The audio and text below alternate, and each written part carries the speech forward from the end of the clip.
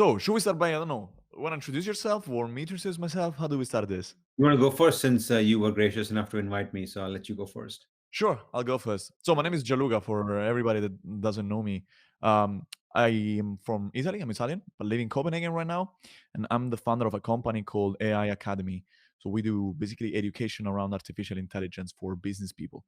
So, I've been lucky to work with companies like Procter& and Gamble, Merck, pharmaceutical company, some fashion companies in Italy as well. Some big corporations that want to try to understand what is AI and how they can use it in their business. And I'm also the author of a book named Zero to AI, which I published with Manning. And that's how, I came to know you, Nishan. I'm gonna hand over the ball to you. Thank you. Yeah, my name is Nishant Bajaria. I've headed security and privacy programs at some major tech companies, Google, Netflix, currently at Uber. I am writing a book with Manning called Privacy by Design, which we are in the midst of renaming to Privacy Engineering. The book is currently in MEEP, which is early access release, and it is scheduled to come out someplace in the June-July timeframe. I've been in this field for a long time, a recovering engineer. I lead teams and orgs now. I tell other people what to do, what not to do from a coding perspective, and mainly try to make sure that people do the right thing by the customer. So happy to be here, and I look forward to this conversation. So there's something. Can I ask with one question for you that I've been wondering? Why privacy engineering? Because I think I've talked with a lot of people about privacy from more of a conceptual point of view, right? Because I usually talk with the business people that see privacy as either a problem or as something that they have to do. But I rarely talk about the engineering side of it. I Yeah. rarely see business people that say it as a practice. So I wanted to know your take on that.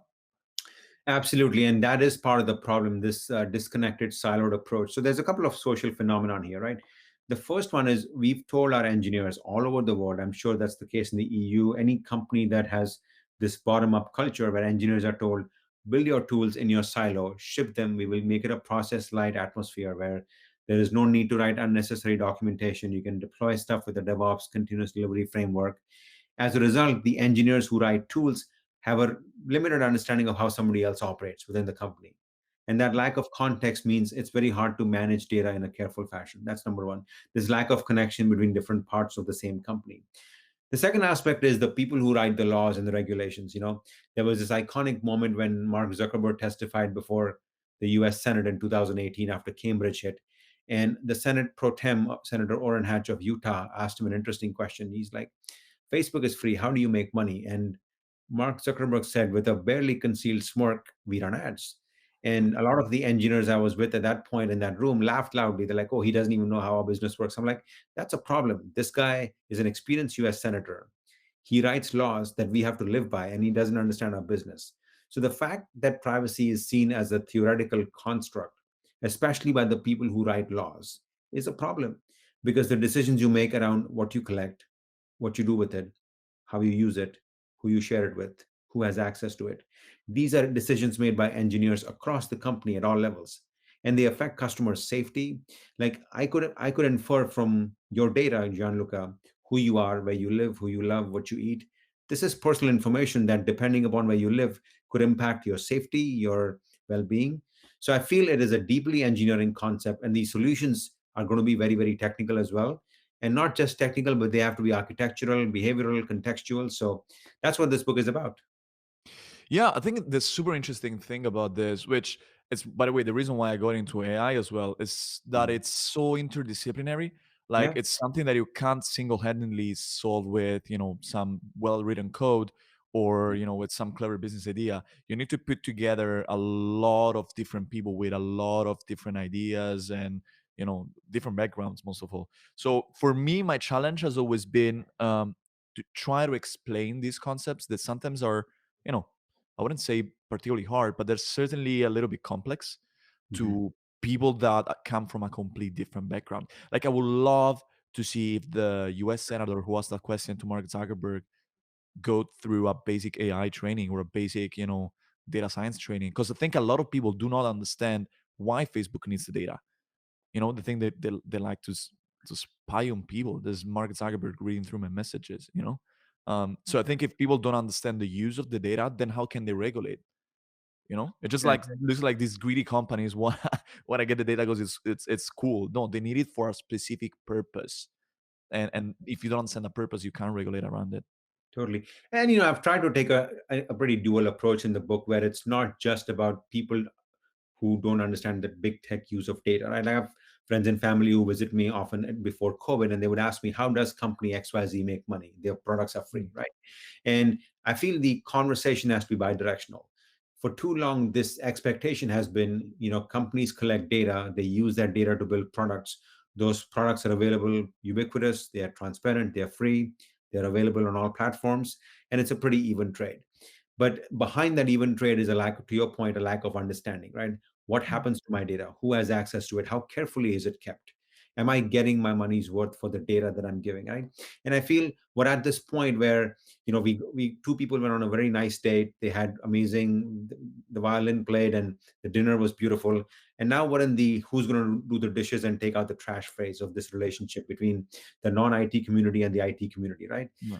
So there needs to be some conversations. It's like, honey, we need to talk moment. That's kind of the phase of this relationship right now. And I feel like this is a moment for people like us to explain to the world why this data is collected, how it's used. That's number one. And the second thing is be careful custodians of the data once it's in our trust.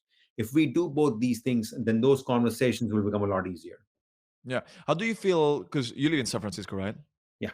Well, in the South Bay, but close, Yeah, I mean, close. that part of the world, basically. So I haven't been in San Francisco, or I mean, the Bay Area, for 6 years. How's the conversation there right now? Because I can tell you what's going on in Europe, what kind of conversations I had with people in Europe, but I'm wondering what's happening over there now.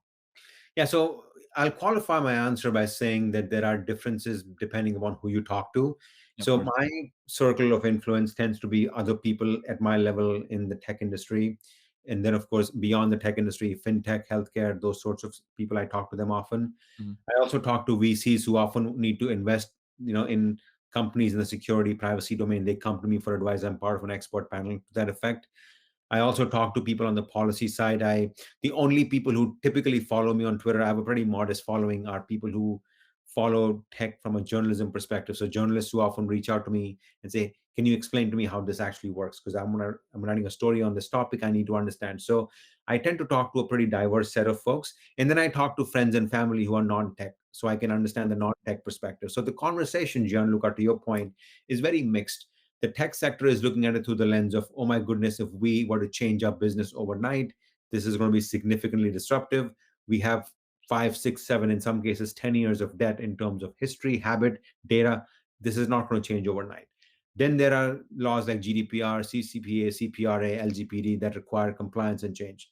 And then there is the regular public that, on the one hand, wants the products. People love the products Silicon Valley produces, but they are confused by what happens behind the scenes with the data. So it's a pretty mixed conversation in the US. Mhm. Yeah. I'm just wondering more from the tech side. Like, I understand that a lot of these companies see all these new regulations as a problem. I'm wondering whether the approach is, okay, let's work together. Let's just try to find a way that we can keep doing our business, or whether they actually are gonna have to significantly reinvent their business. I think a good case is what Facebook is doing now with the new iOS update, right? Mhm. Where basically, Apple just said, hey guys, this is the future. We can't keep users being kind of in the dark of what's happening with their data. We're going to give them control. And Facebook is like, holy crap, this full panic mode. The two full pages on the New York Times. So it seems like there Yeah, are some companies that are going towards, okay, just that's it, we need to deal with this. We can't do what we've been doing for the last 10, 20 years. We need to fix it. We need to change. We need to find a solution. And some other companies that are like, oh, no, no, no, no, no, no, this can be done. It's like, Apple is the first case, and Facebook yeah. is the second case, right? um does check out with what you've seen in the Valley? Yeah, it checks out. And I don't know of two companies that have a different approach culturally to this conversation than the one in Menlo Park and the one in Cupertino. So I live in Mountain View in Silicon Valley, and Hmm. I literally am equidistant from the Apple and the Facebook campus. Yeah. And my point of view on this topic is probably a little central as well. So when I was at Nike back in the day, when I ran the privacy engineering program there, Tim Cook, the Apple CEO, was on our board. And this was also the time when Apple was having it out in public with the US government when it came to the iTunes backup code as well. So Yep. Apple has a long history of taking a stand in a very public way when it comes to privacy. There are nuances to their stand on that, but Apple has been very open about it when it comes to user control, and their belief represents the belief of their clientele, which tends to be, at least based on data I have seen, a fairly affluent clientele that would be willing to pay and therefore not be willing to part as much with as much data. That's kind of the general sense. Mm. Facebook believes in the more Walmart model. We will build a platform that's for everyone. It's available. It's the internet town square, high engagement, high participation. And if you put friction in the process, if you confuse the users, they may not engage. Yep. If they may not engage, the data flow slows down, which means small businesses suffer. So these are two very different views, and these are not technical challenges. These are more cultural challenges, which is who owns the platform, who should decide regulation, and who should decide when the impact goes from privacy protection to business pernicious. That's what this conversation is about. Yeah, I actually had a very interesting conversation with a few people because I published an article about the whole iOS 14 fight, whatever.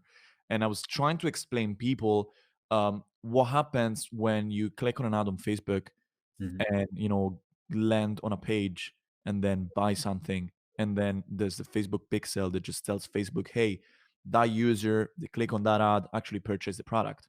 And because people get this idea of, okay, Facebook it wants to read my data as Facebook wants to spy on me. Well, actually the most important thing for them is getting a label for a machine learning algorithm. Yep. The most important thing for them is to know which kind of person made a specific action, so they can then find similar people.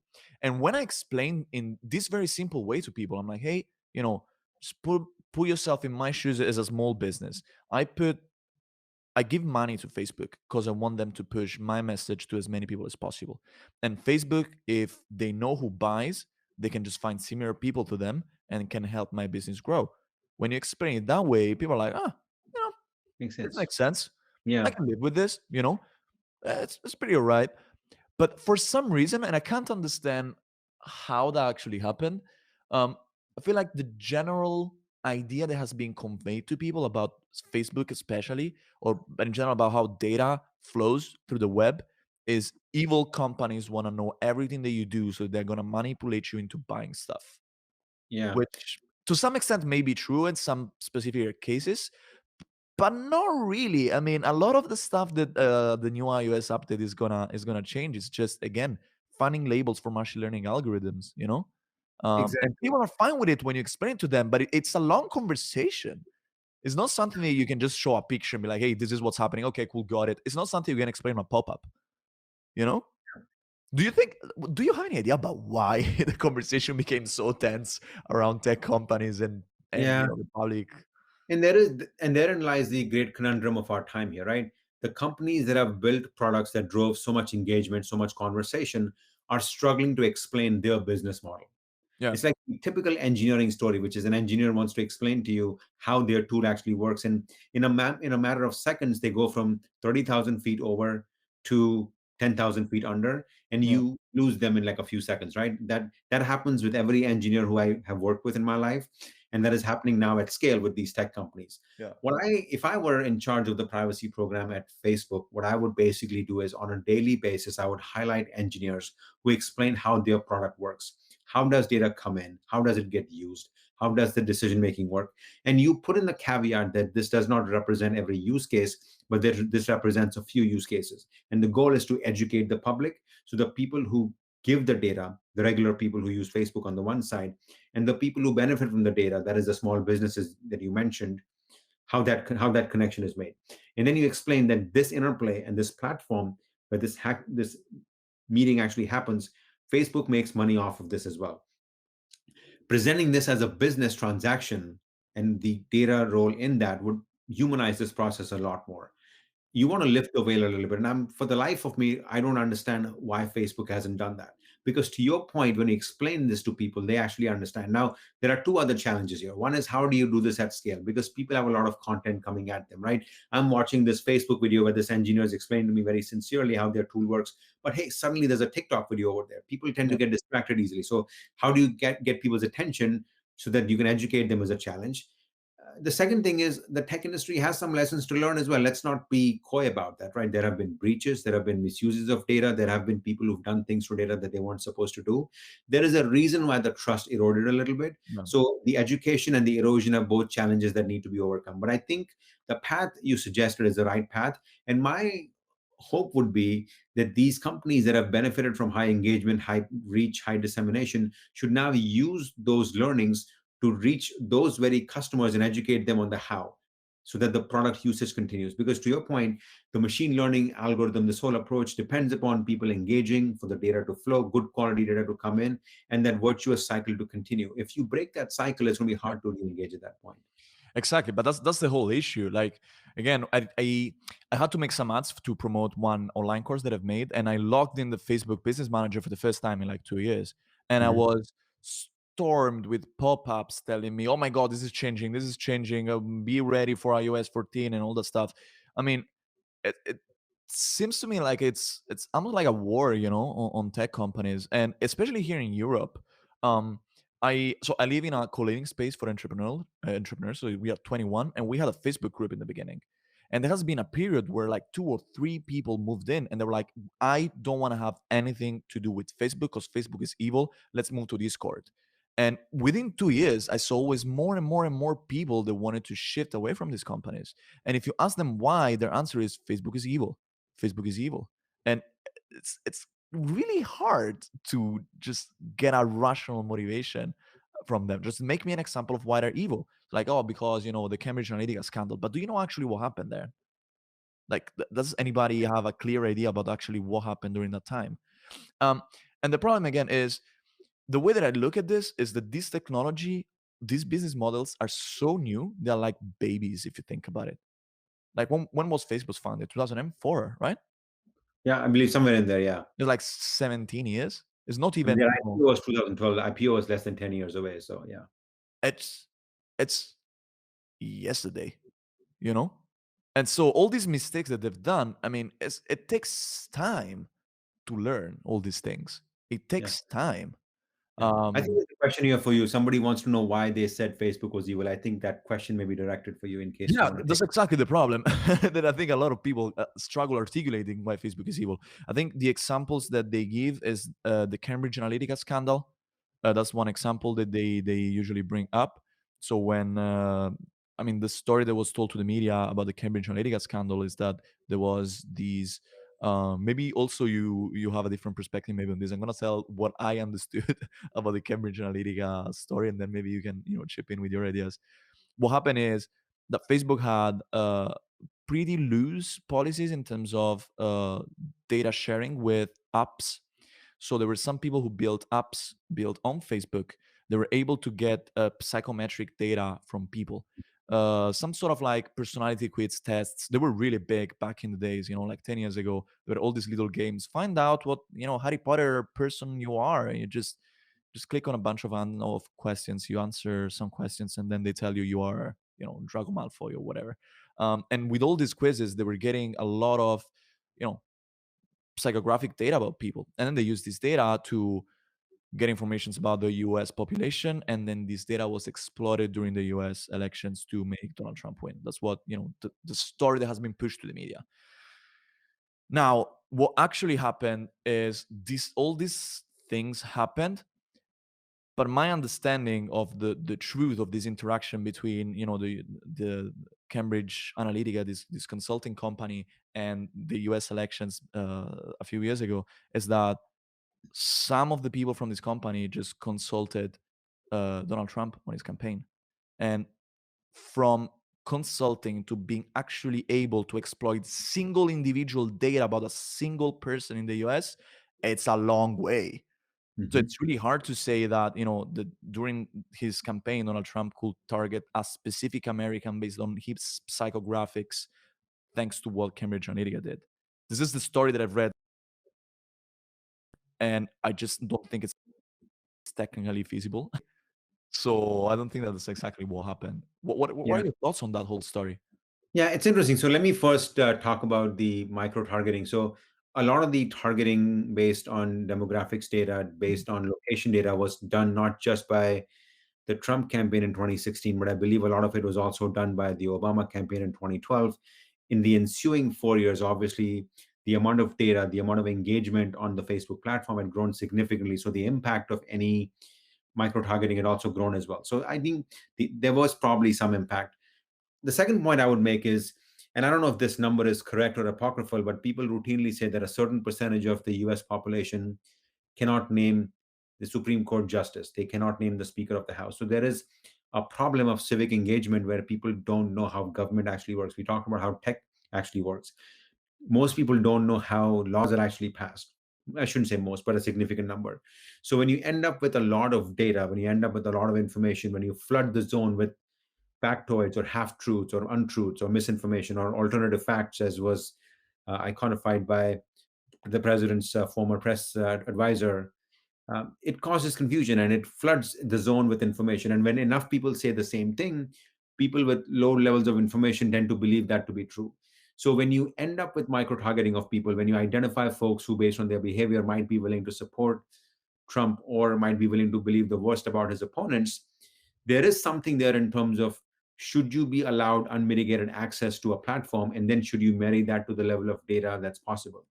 Now, there is a platform challenge here, but that is, to my mind, a very limited privacy challenge, which I agree with you on. That is the fact that the idea that individual data was compromised to the point where Facebook or Cambridge or the Trump campaign could uniquely identify somebody and flood them in a targeted way with information, that I don't think the story adds up. So Cambridge has become this thing where everybody makes it what they want it to be. If you support Yeah. Trump, it was great. If you oppose Trump, like I do, it was not great.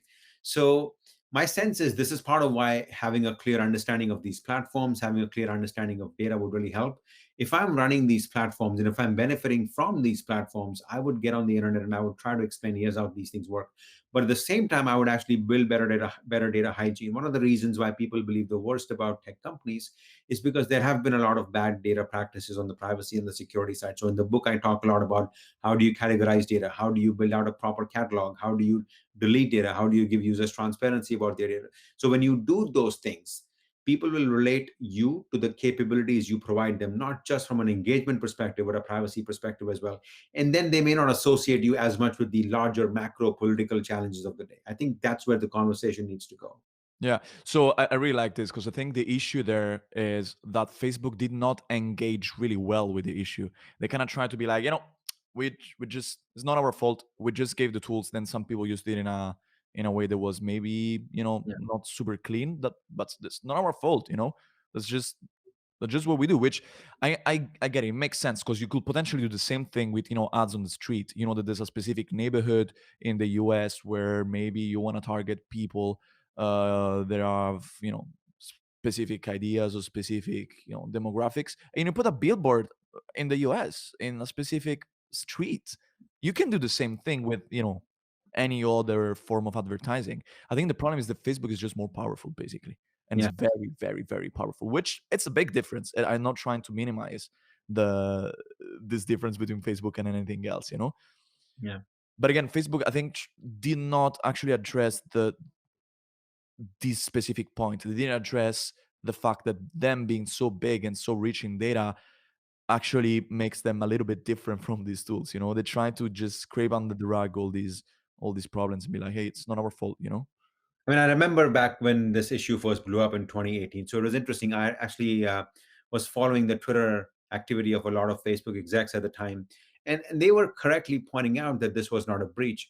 If you looked at the commentary at the time, the conventional wisdom was hardening, coalescing around the fact that this was a breach. And the word breach has a specific definition, right? And what Mhm. happened in that case was not, in the technical sense, a breach. So the first thing Facebook had to do was do damage control and correct those false impressions, which I'm glad they did, because that's part of what this conversation is about, which is being transparent and explaining to folks what actually happened. But the problem with that is people say, okay, fine, it's not a breach, but something happened that we didn't like. What actually did happen? I think that second question never got answered. That was number one. The second thing is the question as to what happens when data leaves your platform. So any platform that collects customer data also has to work with third parties for fraud analysis, for transparency, for government regulations, for advertising, what have you. So data goes back and forth. What happens when the data was in your possession? What happens when the data got to the third party? What happened in the transport layer? How much was the data cleaned up? How many protections did you add to the data before you ship them? Those are decisions that need to get made as well. And heaven forbid something gets mishandled. The data gets transported incorrectly, more or less data gets transported. who owns those decisions? Is it the person that collected the data? Is it the person whose data it was? Maybe they should have known better. Or is it the person who got the data from the third party? I mean, there's so many people where so many different touch points here, right? That conversation I still feel is fairly nebulous because people don't quite understand how much the data flows. There's a pretty good diagram on the EFF website on the how the ad ecosystem works, how the DSPs, SSPs, etc. work. That diagram is extremely confusing, not because the EFF did a bad job, but just because the ad tech industry is so complex, right? And the lack of understanding is what makes people suspicious. And then when you say, oh, it's not my fault, I just gave you the platform, that's what makes people feel like you're passing the buck. And I feel, Gianluca, you hit the nail on the head by saying that big companies that benefit from this data and that provide that platform tend to get judged on a higher threshold. And I'm glad Facebook has built out these tools that give people data. I think that's going to go a long way in terms of restoring some of that trust, at least. Yeah, I just don't know how to turn the ship around in a way, because for sure we need more, responsibility from these companies. Because I don't believe that Facebook is necessarily evil, but I definitely believe that they could have done better probably. And I didn't like a lot the way that they kind of just pushed it. Like we're just data providers, someone else, it's someone else's fault. I think you built a tool that is too powerful to just, you know, Mhm. not think about the consequences. It's just like, if you ask when people invented the nuclear bombs, and they're like, well, it's not my fault that I built a nuclear bomb. It's somebody clicked on the button to make it explode. Well, not really. Come on. It just, we can have a conversation about this, and you can take a little bit more responsibility. But on the other hand, again, I don't know how to turn the ship around in the sense of how to help people see the truth of how these platforms actually work. I mean, I'm trying to do a lot of education. I'm trying to explain people all these things. I'm trying to bring a little bit more awareness, but it's a long way to go. And my feeling is that it's the gap between people and tech is just becoming bigger and bigger and bigger, because technology becomes even more complicated. An example is, I don't know if you've seen the Mind Pong, the application from Neuralink. So we go to the point of putting chips inside a monkey's brain and being able to decode its brain activity. How do you explain, someone who doesn't know anything about tech, what the hell is going on? What is this? What does it mean for humanity? We're getting to some crazy tech stuff, and people are always getting less and less trust. So I feel like this gap is getting bigger and bigger. So the more, even though I'm doing a lot of work to try to bring people closer to tech is moving, on the other side. So it's getting always more and more complicated. Yeah. I don't know what's the solution. I find it very fascinating that you before, when you were talking about Facebook and you said how you would have managed the situation Facebook is in, you said I will train the engineers. I will ask the engineers about how the data is, how the data flows, and all the stuff, and ask them to explain the all these things in a very simple way. Do you think that the solution is train engineers? So it's going to be an engineering solution to this issue? Yeah, at the end of the day, the engineers are the ones who collect data. So I run a large org with a bunch of engineers, and I've done that at many different companies. Hmm. But you have to ask yourself, who really has the power? Is it me, or is it the engineer with 4 years of experience from Carnegie Mellon who really understands ML better than I do, right? Who really has more power? I may make 3 or 4 important decisions every week, but the engineer is going to make 3 or 4 small decisions in the first 15 minutes before their coffee cools down. And then those decisions and the data and the inferences from that data and the sharing of that data and the models trained by that data, they will trickle down to 50 or 60 more decisions. They will have more cumulative impact than the big decisions I make. So I feel like having the engineers understand how to explain their work to others will enable them to understand the other perspective. Most of these engineers talk to other engineers. They lunch with these engineers, they have breakfast with these engineers, they go drinking with these engineers, they go to hikes with these engineers. And what has happened is that the tech industry has closed itself into a cocoon where we have forgotten what it is like to talk to people not like us. We're basically like, if you were to, if I could use a US reference, we're like George McGovern in 1972 campaigning in Texas. We don't understand, we don't speak the language. And then we end up losing 49 states. When you look at these big M&A transactions that happen in the tech industry, they're worth tens of billions of dollars sometimes. These IPO valuations are staggering. But how many jobs do we directly create that benefit communities, right? If you were to draw a straight line between the shuttered storefronts in small towns in the US and maybe parts of Europe, parts of other countries in the world as well. When you juxtapose that against the tremendous wealth the tech sector is creating, it is hard to not realize that some of the techlash is about the asymmetry between the wealth and the work difference, which is there is a lot of wealth born out of tech, but there isn't a equivalent amount of work. Now, I could make the argument, and I think it's a correct argument, that a lot of jobs are made possible because of big tech. Like if you look at the publishing industry, small newspapers, they were not doing so well even before Facebook came out. Yeah. But because of the Facebook ecosystem, there's a lot more jobs in UX, advertising, machine learning, publishing, things like that, right? So I believe Facebook has been a net good in that sense. But if you are a small business owner whose factory shut down in Ohio, you don't see the direct value for that. So this shift, this distance is economic. It's not technical in nature. It's Yeah. cultural. It's not engineering in nature. So you have to appreciate that difference to explain why this tech industry is moving far away from the economy, even though, especially in the US, my sense is we need to be careful about how we treat the tech industry, because if you look at us in the US, in every other sector we seem to be struggling infrastructurally, educationally. From the healthcare sector we're struggling, but the tech industry is where the US really comes in with its own. So Yeah. what I don't want to do is have this moment be a moment of overcorrection where the tech industry is penalized just because it's very successful. Yeah, I think one of the moments of the interrogation of Mark Zuckerberg in was it 2018 when the Congress just I believe started so. to He's grill him. longer than that, but yes, Yeah, it was 2018. yeah. So this senator who said, "Hey, Mr. Zuckerberg, we do two things. We he said we do nothing and we overreact. We've been doing nothing until now, and we are getting ready to overreact." So I'm kind of worried about that. But I think you were totally right. I mean, if you look at just look at the stock market, right? It's all tech right now. So it is an industry that has to be protected. What I believe though is you were talking about engineers and the importance of training engineers because they take all these important decisions. But let's just say there's a huge problem of lack of diversity in these companies. So one issue that I see is that all the people that take decisions, they usually all look the same. They're all white guys, basically. And so I'm wondering how we can make sure that the interests of other groups are, taken into account by these people if they just can't think in a ways that is so different from their own way of thinking. Um, and I don't think we're gonna find a solution to that during during this Twitch stream because it's pretty hard.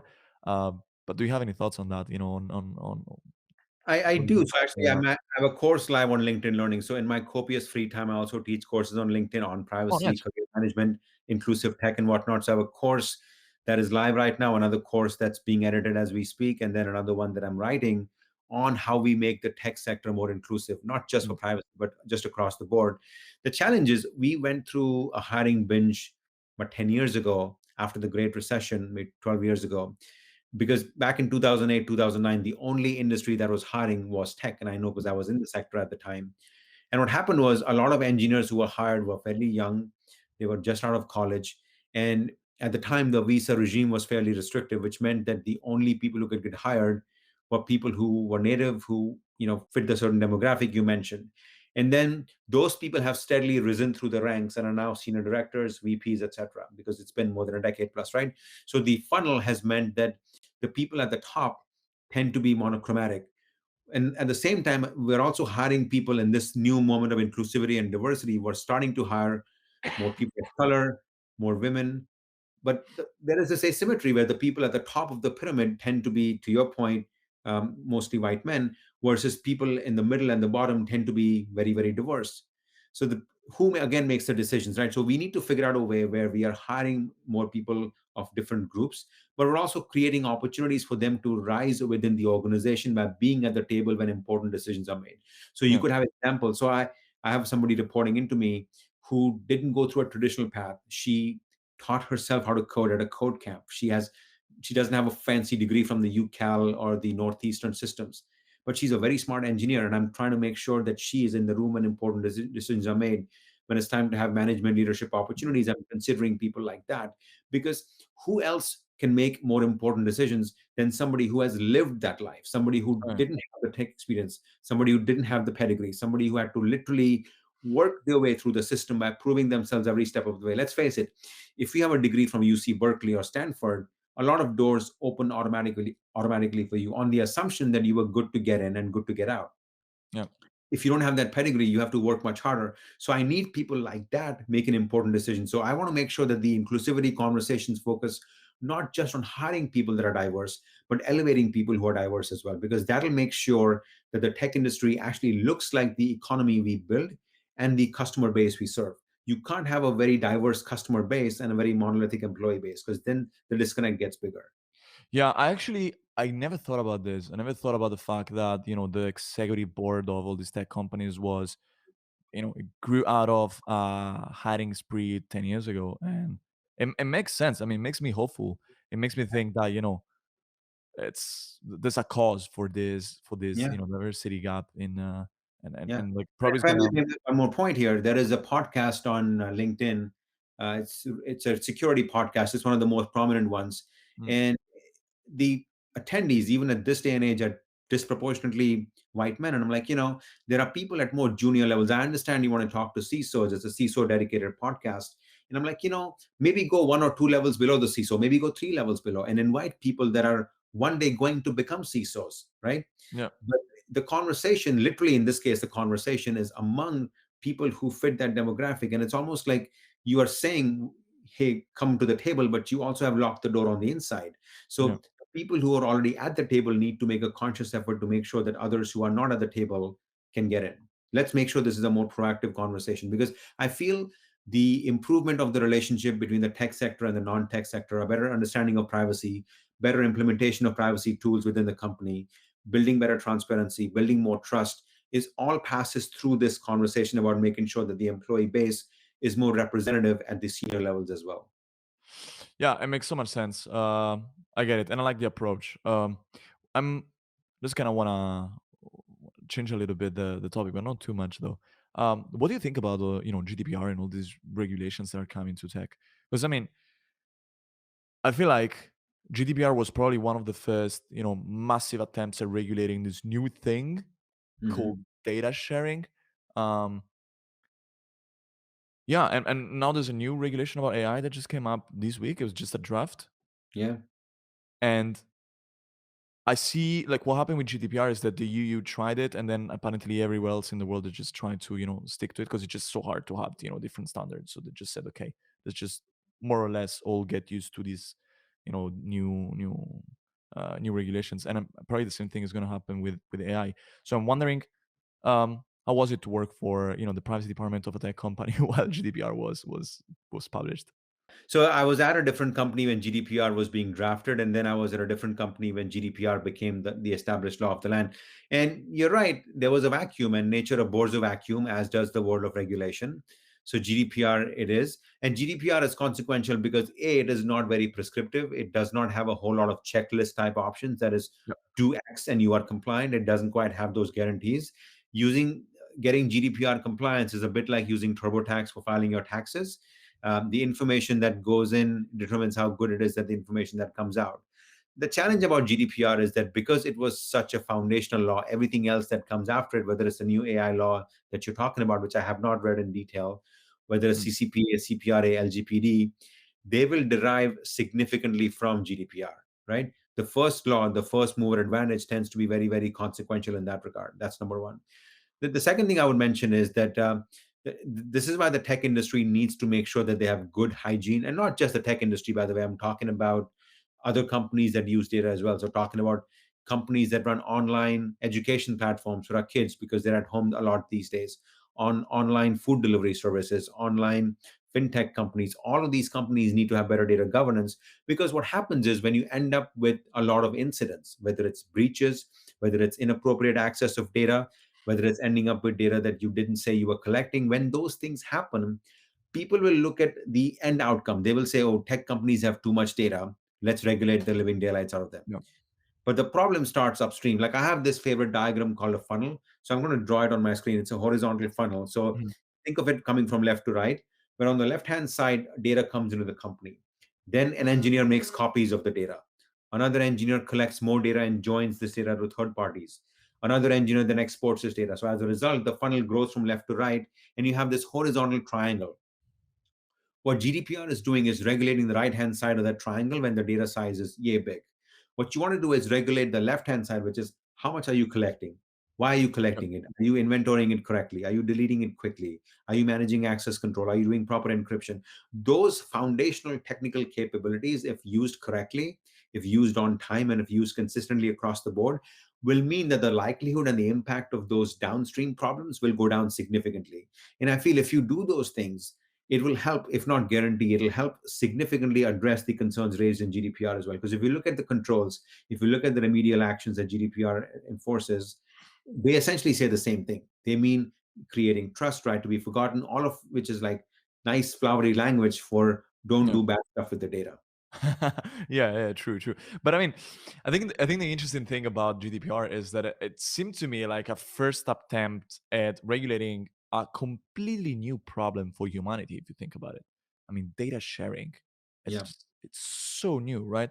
So it is not perfect, but I sincerely appreciate the fact that Yeah. somebody tried to put some rules because I mean just read about what people were doing in 10, 15 years ago. It was the far west. Just get all the data you can, and nobody even knew that data was being shared and what was happening to them.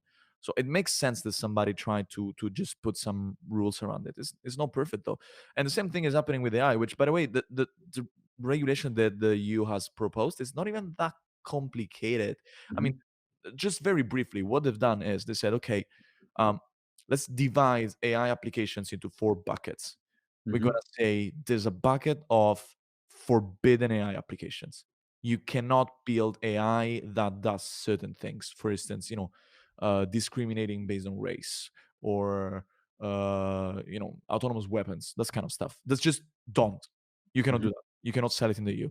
Then there's high risk applications. It would be something like a recruitment tool. You know what happened to Amazon that they made that resume screening application and turned out to be very sexist. It was just basically throwing in the bin every resume of a woman, which is not cool. All this stuff is high risk, and then there's limited risk, which is like a chatbot, something that it can't really hurt people, but it's still people need to know that they're interacting with an AI, and then there's no risk. Just go and do your stuff, like a spam email classifier or something like this. And they just said, okay, if you're working on high risk, then you need to make sure that your model's predictions are logged. First of all, you need to make sure that you have tested it against specific minorities, and you're sure that it's not discriminating a minority towards another one.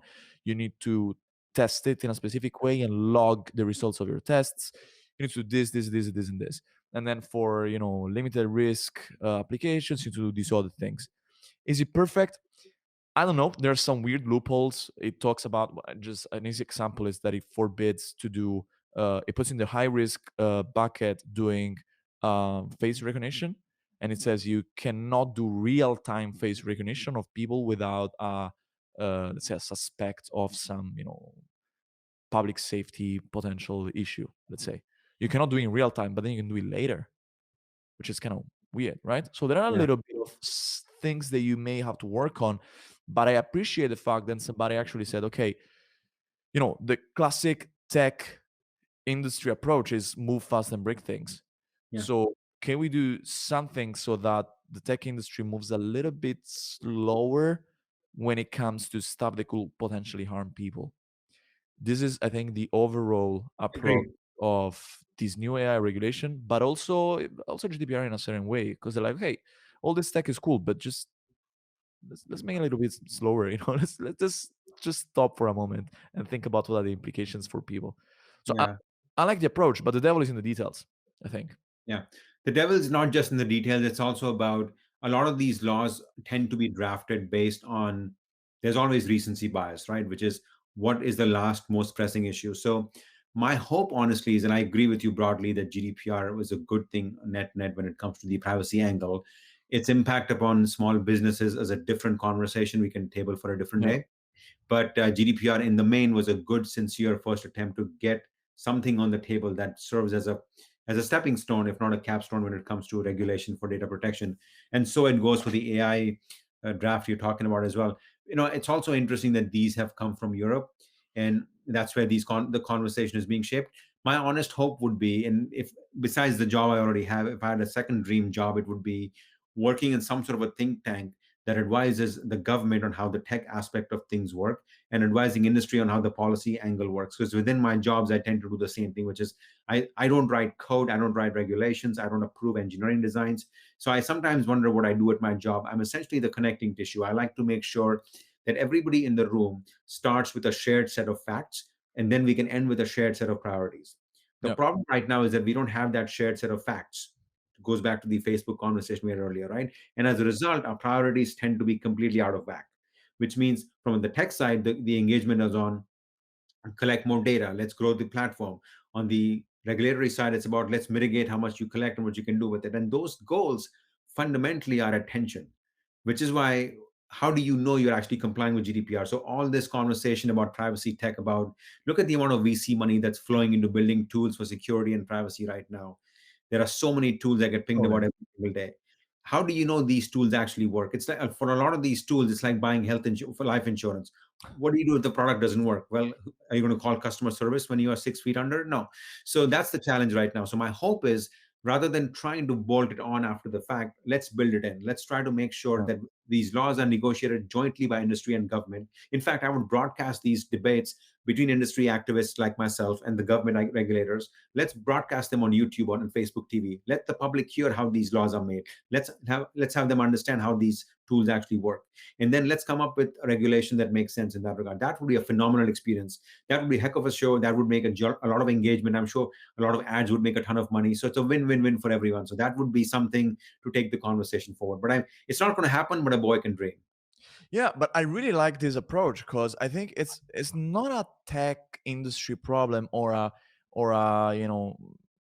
policymaker problem or a it's everyone's problem, right? Like there's no, let's just say it, there's no future without Google or Facebook. These companies are here to stay. Period. If it's not Facebook, it's TikTok. If it's not TikTok, is Snapchat, whatever. These things are gonna stay. Period. And there's a lot of people that are happy about it. I think most people are happy that these things exist and are happy that these things stay. We just need to all sit together because it's a problem that we all have. Everybody experiences a different side of the problem, but we all need to just be around the same table to discuss this. I think you should do it. You should find like create a show or something where you bring And something Zuckerberg and some to policymakers. understand is that most customers don't use Facebook or TikTok because they are powerful. Facebook and TikTok are powerful because customers use them. The causality goes the Yeah, other way around. And I feel the fundamental misunderstanding of human incentives is the problem here. But I do think, we're at an inflection point here where, the recent hearing, this was, I think, last July, August, somewhere in there, where Jeff Bezos, Sundar Pichai, Mark yeah. Zuckerberg, and, I forget his name, the Twitter CEO, Jack Check. Dorsey, were talking to the U.S. Congress, the House of Representatives, Yeah. and it felt like the CEOs of big tobacco. And honestly, how do you have a sector that creates so much wealth, that does so much good? And honestly, I'm very, very active on animal welfare. I raise a ton of money for animal causes all over the world. And if not for Facebook, we would be hosed.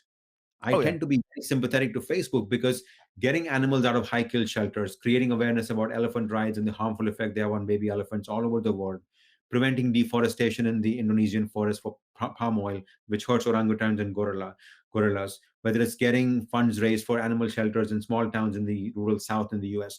All of these activities benefit from Facebook. I could not think of any of these being successful without my fellow engineers in Menlo Park. So I believe we owe a debt of gratitude to Facebook for the good they do.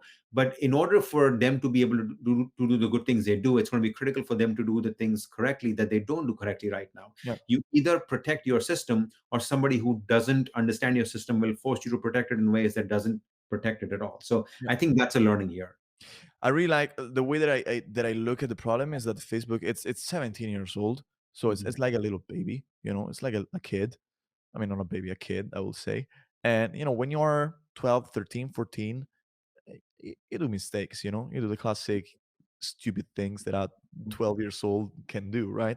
Uh, and that's what they've done. They've done mistakes for sure, but I think we need to, recognize again all the good that they've done and give them a chance to change. My issue with Facebook is that it looks like they're really trying to protect the way they've always done business. Okay. Um, so they're a little bit like, this is how we do things. This has always been, this is how has always been done. Let's just try to protect our own realm. Instead, I would like to see that more constructive conversation. Yeah, and I feel like this is where the challenge comes in the tech sector, right? Like I don't know if you've been inside a tech campus in the Bay Area, but the iconic engineer that wears their headphones, that writes Yeah. their code, that gets up to get coffee, and then gets up to play foosball. It's like these companies are larger extrapolations of that mentality, right? And Yep. when engineers report into me, I routinely force them and almost force them to present their work to exec committees, to fellow engineers. And I believe sunlight is the best disinfectant and scrutiny is the best motivation. It ends up with better products, you end up with better scrutiny, you end up with better outcomes. And more importantly, when people feel like they were part of the conversation as you built the product, they feel more bought into the success of your product, Yeah. right? It fixes the quality of the product. It'll help address security issues, privacy issues, and it'll make sure that people see themselves as having created your product for you. We need to make sure that some of the lint in the window comes down so light can flow both ways. But Yeah. I we're broadly aligned on this one. I think we also agree that the tech sector is more beneficial than not. And I say this as somebody that has benefited significantly from it. I'm part of it, so I'm hardly the most objective person. But I think there are things that need to change going both ways. Yeah. So should we try to sum up what we said and wrap this up? Because I think we kind of converged on Yeah. at least in my mind, there's kind of a single image that we've covered here, and I'll try. Okay, I'll just Yeah, take this please. this effort. I don't know if I'm gonna succeed. I think whether it comes to privacy, which is your world, or AI, which is mine, which by the way needs data, and so we're just I need the data to work, and you know it's the fuel of modern AI. Uh, The issue it's cultural, I think. So the problem is that all these companies that have built all these big tools, big platforms, and big systems for data sharing have grown really big, really fast. And people that were using the tools lost track of how these tools Mhm. worked. And when they found that out, when somebody got extremely wealthy and some problems occurred, like Cambridge Analytica, we mentioned that there's been other breaches, we could make a long list of problems. The trust between people and these companies got a little bit eroded. And the other issue is that these tech companies, the bigger they get, I like the image of the tech guy that you said with, the headphones just walking. Mhm. It's just an image of someone who has his own world. Just the more you create distance, distance, the more it's not going to work. If we need to rebuild this trust, the engineer needs to take his headphones off and listen more to what's going on outside of him, and people that are around him, I think, need to also learn the language of the engineers. They need to learn what privacy actually means. They need to know what Mhm. AI actually means. They need to know why these companies need this data, how to make money out of them, why Right. their service needs their data to work. And unless we build this common knowledge and we build this conversation, I think it's going to be really hard to find a way for all of us to live in a fruitful way, and like, and be use these tools Exactly. productively. Exactly. Let's make sure that the platform is for everyone and the conversation about the platform includes everyone. So completely agree with what you said.